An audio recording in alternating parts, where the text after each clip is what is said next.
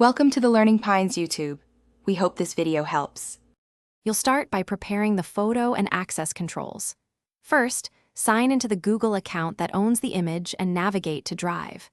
Next, upload the photo to a dedicated folder or confirm it's already where you want it. Organization prevents accidental exposure. Once visible, right-click the image and choose Get Link so you can change permissions. This opens the sharing dialog. Make sure to keep this window open because you'll immediately adjust who can view the link. Now you adjust the sharing scope and role. In the sharing dialog, change from restricted to anyone with the link to generate a public link. This removes per-user invites and simplifies distribution. Then pick a role. Viewer prevents downloads or edits. Commenter allows notes. Editor grants full changes. Choose Viewer for photos you only want seen.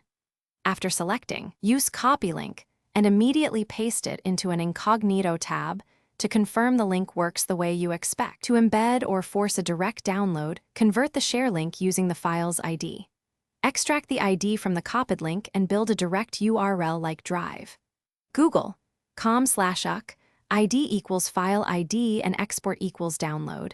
This serves the raw image. Once done, insert that URL into your website or message and verify display. If the image doesn't load, make sure the file sharing is still set to anyone with the link and clear cached previews, or test another browser.